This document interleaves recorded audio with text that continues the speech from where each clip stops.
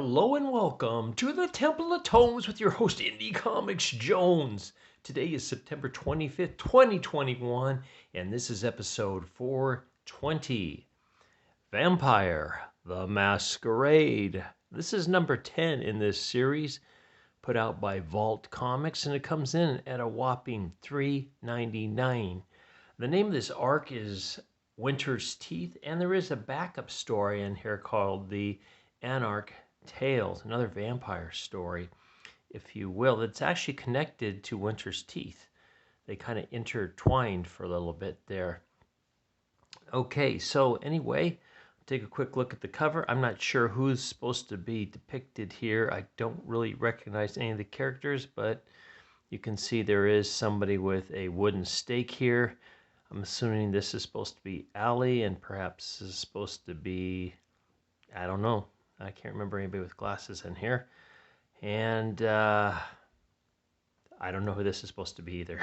So, it's a neat cover. I mean, it's neat enough. This is a recommend, by the way. I've been loving this series. I would recommend picking up the first 5 in a trade paperback that's out now. Otherwise, if you pick it up in the middle, you're probably not going to know what's going on. Issue 9 was a real breakthrough issue. It just completely turned this thing upside down and around. It was just a full-on war that came out of nowhere. So, yeah, this has been an exciting read. Very interesting. Lots of conspiracies, lots of backstabbing and neck-biting. A lot of blood, a lot of... let's say there's a big caste system within the vampire community, and this takes place in St. Paul in Minnesota, along with the other Twin City, Minneapolis. So we got that going on. A little bit of snowfall during the holidays. It's just pretty neat all the way around. Let's take a quick look to see who worked on this book. On the Winter's Teeth, we have it written by Tim Seeley, drawn by, and I'm going to mess this up, I know, Devmalya Promanic, and Corin Howell. The Anarch Tales, that's the backup story, is written by Teenie Howard and Blake Howard. And I just want to mention that I don't think I've ever read anything by Teenie Howard I've really enjoyed, but I really enjoy this, so I don't know how much input she has it over Blake, but this to me is written pretty well. It's drawn by Nathan Gooden, and all tales are colored by Addison Duke, who's doing a fine job on the nighttime design of this whole thing, and lettered by Endworld. This is a Vault comic, and I think we're reading a couple others by Vault that have been pretty decent as well, but this one's really a standout. So like I said, there was a big war in issue 9, and it's kind of finishing up now. It's a human army going in, taking down all the vampires. It's like an army of vampire hunters, if you will, and they're all connected by cells, and they're all activated at the same time to attack this main, Twin Towers in Minneapolis. There's been a big power struggle within the vampire clans due to the assassination of Prince Samantha. So right now, nobody is holding the head office, and someone named, oh boy, his last name is Carfax. I can't think of his first name, but Carfax is kind of the lead vampire, I think, or high up. He came in from Berlin to help settle what was going on and get the factions all working together, but they've been warring themselves. So now everything is just in complete disarray.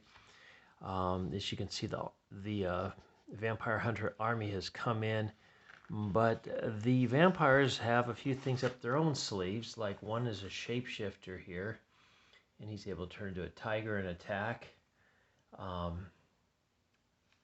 And we've got some others using blood magic, apparently, and here's one of the soldiers getting his head sliced open. Like this does not lack blood at all. But we've got this big conspiracy with the mentee of our main character, Cicely Bain, who is kind of like an enforcer for the vampires. She is turns out that she's got her own agenda. She was created apparently by her father, who wanted to infiltrate the vampires. So he was the leader of the vampire hunter army. So it's that confusing enough. That's what I'm saying. Go back and read all the issues. But you can see it's just a blood fest in here. It was glorious. Just all kinds of stuff going on. People getting maimed, beheaded, decapitated, dismembered. Just all kinds of nice stuff. Getting stabbed with stakes. You got one right there, right through Aaron Running Bear or something. I think that was her name. There's people like just, oh, they all have their own agendas. It's great. In fact, Cicely is about the only one that doesn't, but they're trying to get her to do things on each other's behalf because she is pretty powerful and she's not really affiliated with anybody. She's kind of like a free agent. So it turns out we all thought Calder was dead, but he's not. He is back. And pretty much, since they're vampires, there's a very good chance that anybody that has been killed may come back. As you can see, here's a lot going on. Just continually chasing each other, trying to figure out who's who. They trick Allie, who is the mentee of Cicely Bain. And as you can see, Cicely goes ahead and feeds on her herself, drawing the last life from her. So it seems like things are kind of settling down. There's all these grand schemes going on, and Cicely actually gets promoted. She's now the Primogen, and Calder, I believe, became the prince. I can't remember. I think that's what happened. So he actually does become prince, and Cicely becomes the Primogen, which is kind of like the head of state or something. I'm not quite sure. Now here is Cicely with her sister who is passing away. She's got Alzheimer's. She's since Cicely doesn't age, she's pretending to be her niece in order to take care of her. She could bite her and give her everlasting life, but she would be not have any recollection of the past and be kind of just a bloodthirsty beast at that point. So she chooses not to. And at the end of the scene, she starts hearing the voice of Allie. So I think this is the end of this arc. There's a new arc coming out, I believe, because it seems like it's 5 books per trade for Vault in this Vampire the Masquerade. So exciting stuff. Then we also have a showdown in the Anarch Tales where they are trying to avoid the big war that is going on in Minneapolis between the hunters and the vampires. And they found a place that has lots of blood in there, like blood bags. They're afraid that they're going to lose power, so they decide to drink it all, and they get drunk on this blood. As you can see, they're just gorging themselves with it. Meanwhile, one of the guys comes back. I think he's the owner of their facility they're in, and he's on fire. He's been lit on fire. And they happen to have a can of paint thinner spilled out. So if he touches that, it'll all catch fire. Now, Colleen, who's kind of one of the heads of the respected heads of the Anarch that are wandering around out there, they're kind of like the lower class vampires. But she also has the power; she can be a daywalker as well. She also finds out after drinking all this blood, she has extra power and she can actually contain the flame. And what she does, she's able to do that so everybody can get out of the house okay. And then she explodes it once the hunters show up to finish them off. You can see everything blowing up here, only to find out that they have been captured again. And they're brought to this place, I guess. I'm not sure what it is, but the werewolves are there as well, but they're not attacking the the Anarchs for some reason. They get these bright lights shined on them. I guess it's almost like an ultraviolet light. It really bothering them. They think the jig is up, but once again, the werewolves come to save the day and set them loose. So that's how this one ends. Now there's going to be another arc for this called World of Darkness, Crimson Thaw. So there you go. 2 good stories. It is a recommend.